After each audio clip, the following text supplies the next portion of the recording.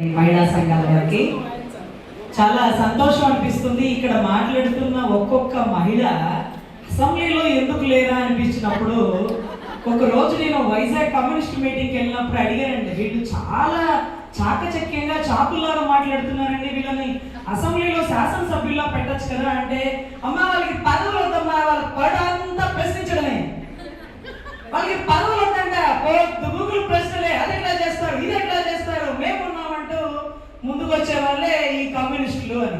చాలా సంతోషం అనిపించండి అండి. గొప్ప సబ్జెక్టు, అనర్గళమైన సబ్జెక్టు, ఫిగర్లతో సహా.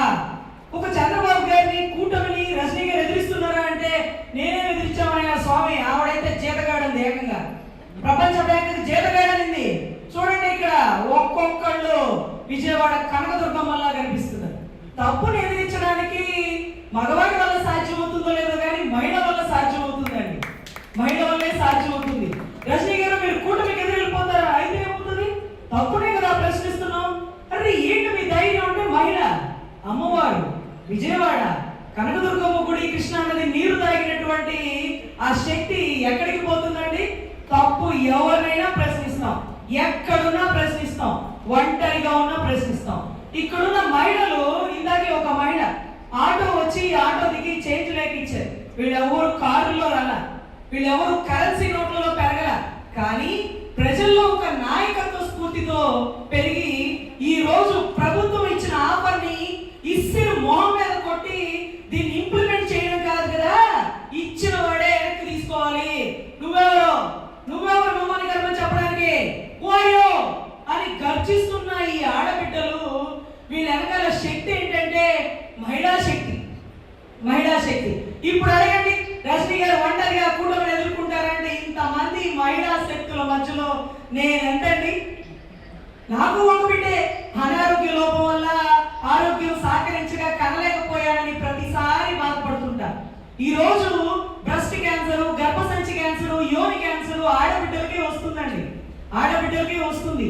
ఇలా ఆడబిడ్డలు అనారోగ్య సమస్యలతో బిడ్డల్ని సాకలేని పరిస్థితుల్లో, కళ్ళ ముందు బిడ్డలకు ఏమి చేసుకోలేక ఒక మానసిక రుగ్మతతో బాధపడుతున్న పరిస్థితుల్లో మీరు మాత్రం నలుగురు ఐదుగురిని కనేయండి, మగవాళ్ళకి మాత్రం కల్తీ మద్యం ఇచ్చేసేయండి, వాళ్ళు చచ్చిపోతారు, వాళ్ళు మంచాలు పడిపోతారు. ఈ రోజు నలుగురు ఐదుగురిని కన్నా ఆడబిడ్డ పెద్దాపురంలో వేశ్య వృత్తి ఎంచుకుంది. ఏంటి తల్లి ఈ పని?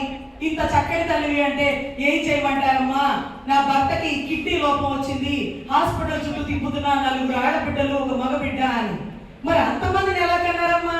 చంద్రబాబు గారు ఒక్కరిని కన్నారు కదా, లోకేష్ గారు ఒక్కరిని కన్నారు కదా, ఎన్టీ రామారావు గారు 6-7గురిని గణించినారు. ఆయన కాదు, నన్ను చూడండి, నా అందం చూడండి, నా సామర్థ్యం చూడండి అంటూ ఒక్కరిని కనమన్న నినాదం మీరే ఇచ్చారు.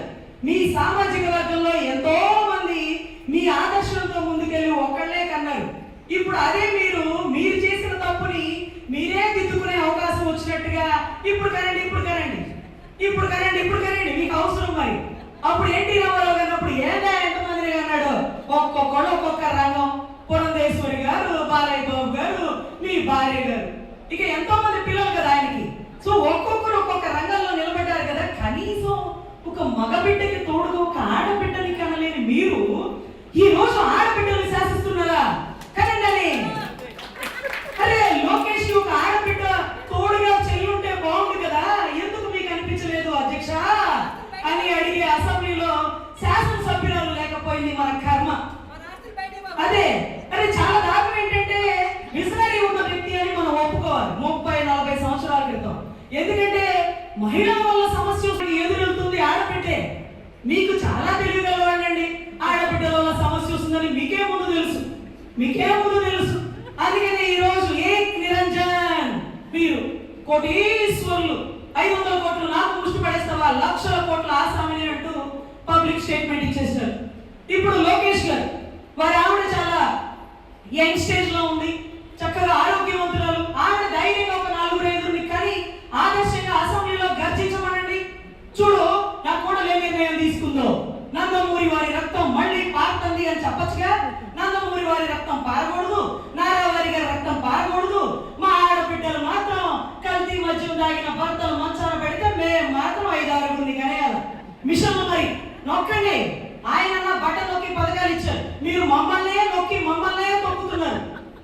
ఇందిరాగాంధీ ఎమర్జెన్సీలో కూడా ఇందిరాగాంధీ మహిళలు టచ్ చేయాల, పిల్లలు పుట్టకుండా మగవాళ్ళకి ఆపరేషన్ చేసినారు. మీరు ఏకంగా మా జోలికి వచ్చారు, మా జోలికి వచ్చారు. అసెంబ్లీలో మా గురించి మాట్లాడిందంటే ఒక ఆయన అంటాడు, బిడ్డల్ని పెంచడానికి తండ్రి పాత్ర ఉందంటే తప్పు లేదు, ఒప్పుకుంటాం. ఏమండి వాళ్ళు ఎలా కష్టపడేది, బిడ్డలు కనడానికి మేము కూడా కష్టపడి ఏం కష్టపడుతున్నాం?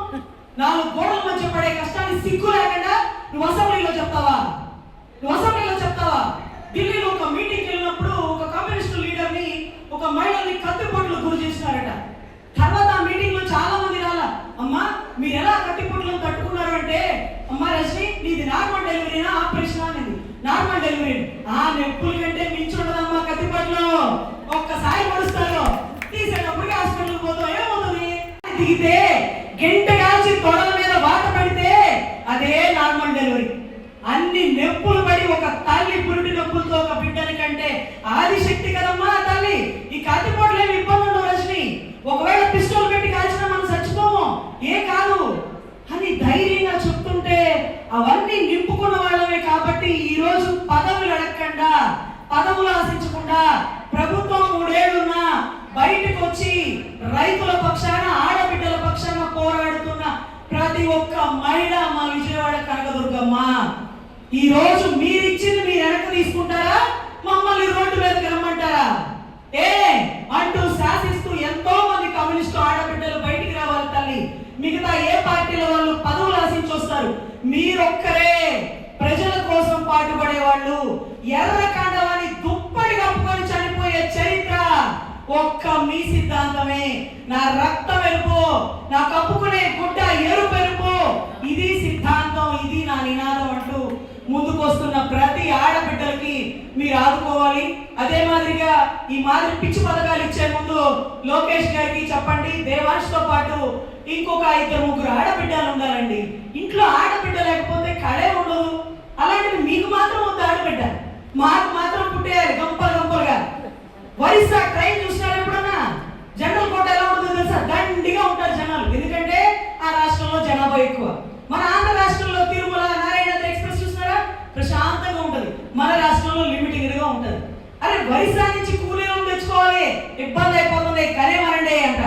అంటే ఒరిస్సా నుంచి కూలోళ్ళను తెచ్చుకోవడానికి ఇబ్బంది అయిందని మమ్మల్ని కనమని మా బిడ్డల్ని రిక్షా వాళ్ళుగా, ఆటో వాళ్ళుగా, మీ కింద కూలీలుగా, కార్మికులుగా తీర్చిదిద్దుతాడు. రేషన్ కార్డులు ఆగిపోయిన రోజున, రేషన్ కార్డులు ఆగిపోయిన రోజున, విద్య ఫ్రీగా, వైద్య ఫ్రీగా ఇచ్చిన రోజున మా ఆడబిడ్డలతో చర్చలు జరిపి మాకు ఇష్టమైతే అప్పుడు మీరు ఈ ఉద్యమాన్నో లేకపోతే ఈ పథకాన్నో తీసుకురండి. మాకు ఇష్టం లేకుండా, లేకపోతే మేము rules and regulations, free Vidya free వైద్యం అదే మాదిరిగా తీసుకొచ్చి రేషన్ కార్డులు ఉండకూడదు.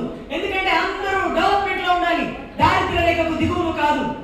సో ఖచ్చితంగా ఒక పథకం ఇచ్చేటప్పుడు సలహాలు అడగాలని కూడా లేకుండా అసెంబ్లీ సాక్షిగా చర్చలు ఇస్తుంటే సిగ్గుతో వాళ్ళు తలదించుకునే పరిస్థితిలో ఉన్నారండి రాష్ట్ర ప్రజలు. దయచేసి ప్రతి ఒక్కరు మహిళలకి రక్షణ కల్పించలేకుండా హాస్టల్లో చనిపోయిన ఆడబిడ్డకి రక్షణ కల్పించలేరు. నిన్న రోజు నా సోదరి సుగాలి ప్రీతి తల్లితో నుంచొని ఉద్యమం చేస్తుంటే హాస్టల్లో ఉన్న బిడ్డకి రక్షణ ఇచ్చలేరు. కనండి ఏంటిది? సో ఖచ్చితంగా పునరాలోచన చేయాలి.